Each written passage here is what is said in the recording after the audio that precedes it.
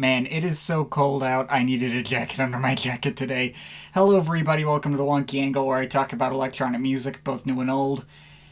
And today, as a Patreon request from Julian Hames, I'm talking about an album by SToRAGE, SlipStream Volume 1, or the music from Wipeout. Well, happy holidays! Before I get into the year-end list, I wanted to shove in one quick last review. The last album I had left to cover on my Patreon schedule.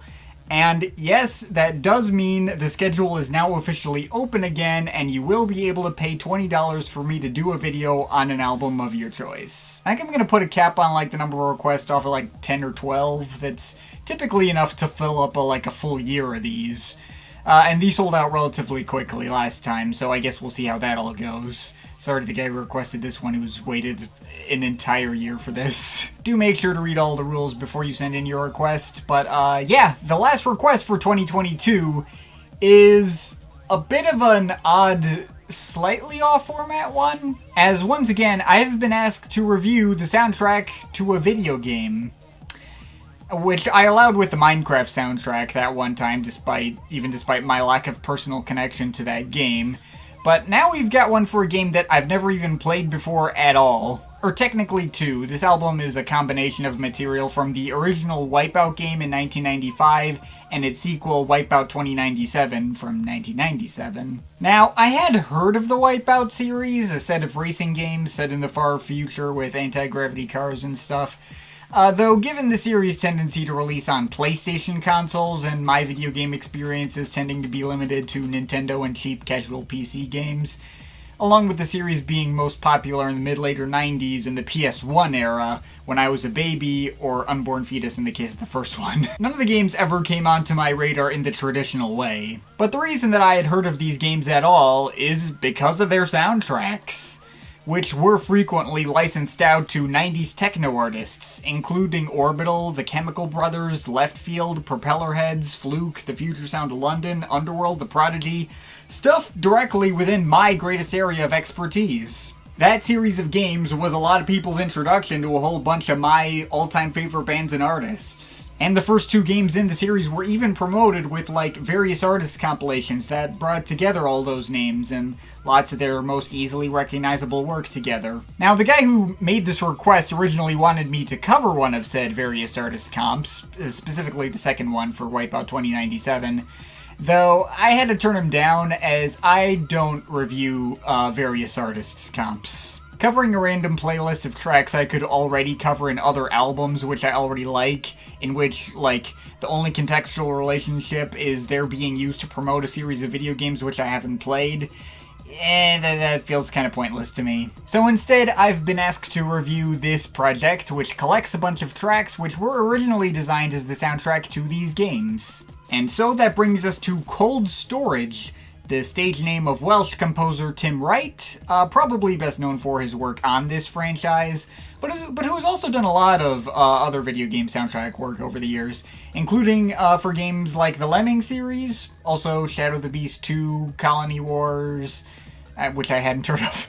A lot of his work was all for the same developer, Psygnosis. He's been in this video game soundtrack space since the early 90s. He started with soundtracks to games on Amiga and Commodore 64, but the Wipeout series was a bit of an important milestone for him, what with the original PlayStation's capability to deliver CD quality audio. Even if I'm not sure if it's the first of anything, it does show Wright delivering his own selection of no-nonsense 90s techno, house, and drum and bass that very much sat in line with all those artists in my usual wheelhouse. Your thumping techno beats and break beats, your spacey acid progressions and thick bass lines, and even echoing vocal samples for that extra 90s flair.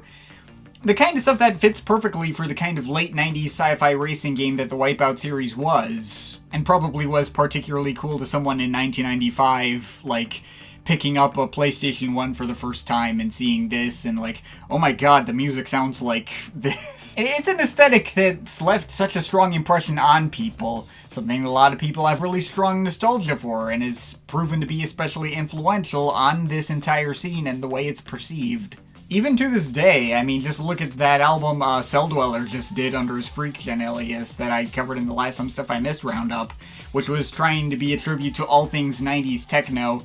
Although the way that a project like that incorporated like sci-fi imagery and just the way it presented itself, it was undoubtedly inspired by stuff like the Wipeout series and possibly also Cold Storage's music for the series. So yes, it does actually make perfect sense for someone to look at this album and think it would be a perfect fit for me to be covering. At least in theory. The thing is, though, this channel is obviously not about video games. It's about music. It's about album reviews. Which does mean, as per my usual format, I do have to talk about the music of Wipeout in the context of listening to an album all on its own. And in that context, I don't think this works in quite the way that I think the requester may have had in mind. As well, I think SlipStream Volume 1 as a standalone work is generally fine, perfectly competent for what it is.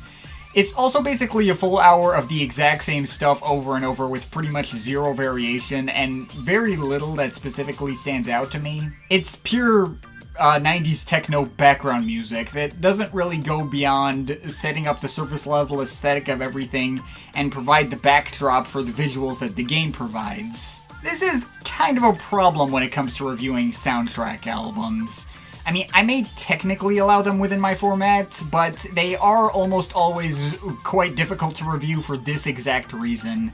You're only reviewing part of the intended experience, and it's easy to run into projects that aren't really built to stand on their own. And this is just another example of that exact phenomenon. This is material that I can tell works great in the context of a video game, just providing that generic backdrop of hype that sets up the whole futuristic themed Sonic environment of it, but is not at all trying to command your attention, and therefore won't get in the way when you're trying to focus on, like, making precise movements in a racing game. But as an album, honestly, it's kinda dull, maybe even a tiny bit on the tedious side. Really, the only track that stuck with me in any particular way is Messij, M-E-S-S-I-J. 90s. It's pretty much the only cut in this collection with a hook that sticks in my mind. Those chopped up vocal snippets are particularly catchy and do obviously nail that old, late 90s aesthetic. And of course, all the round bass lines and skittering breakbeats deliver all the propulsive energy as you'd want, which is kind of the case with every track on here. And this album even includes two different versions of this track. There's the 5-minute original version, which is more straightforwardly easy to remember, and a 9-minute extended version, which has more progression and feels like it's taking you on more of a journey. But outside of that, I'd be really scraping the bottom of the barrel to be able to say much of anything about this stuff aside from what I've already described. I guess Cairodrome also has some nice vocal samples and a very tiny bit of a generic, like, ethnic world music tinge to it or something. Cold Comfort had some breakbeats that were especially crunchy and distorted and did stick out to me as a more striking texture. There are some cuts that have, I guess, a darker and more percussive angle to their sound, like Trancevaal, or some others that have a slightly more uplifting melodic edge, like Cardinal Dancer. I guess the album's opener, Body in Motion, was also enough of a grower with enough repeat listens where I did start to find it mildly catchy, though I don't know if it'd have the same effect if it weren't the first track on this album. I mean, some of the leads are, I guess, a bit squeaky and annoying, and some of the kicks are a bit too distorted for my taste, but I do feel like I can actually recall what this one sounds like. But too much of this album is being taken up by cuts like Operatique, Tentative, King Kong, or Do Ti, which, while again, they do provide the backdrop and mood you want in the context of the game, they give me, like, absolutely nothing to actually say about on their own. I mean, they're cool, but they're just, like, the generic idea of 90s techno. And that's basically all I have to say about this album. And I also know there's, like, there's a sequel, obviously, there's a SlipStream Volume 2. Though as far as I can tell, it's pretty much more the exact same stuff, including some remixes of tracks included here, which, again, just sound the same. I guess I'm at least glad that they weren't included in the same package for me to review. If this album were 2 hours long, I'd be way more exhausted by it, and would probably lean a lot more unambiguously into the negative. As it stands, I mean, I'm not outright annoyed by it, but I am left very conflicted. I know exactly what it's meant to be for, and I think it achieves exactly what it sets out to do. I completely understand why people would hold it really close to them. Even outside of the context of the game, it's certainly not bad. It's a perfectly competent selection of 90s techno and perfectly communicates the appeal of the games themselves, even conveys what I would assume to be the feeling of playing them without actually touching a controller yourself. But I can't get over the feeling that there's something inherently missing by my having to cover this stuff on its own. I feel like you need to hear it while actually playing the game for it to work properly, and as such I don't think I can fully recommend SlipStream Volume 1 to a lay listener.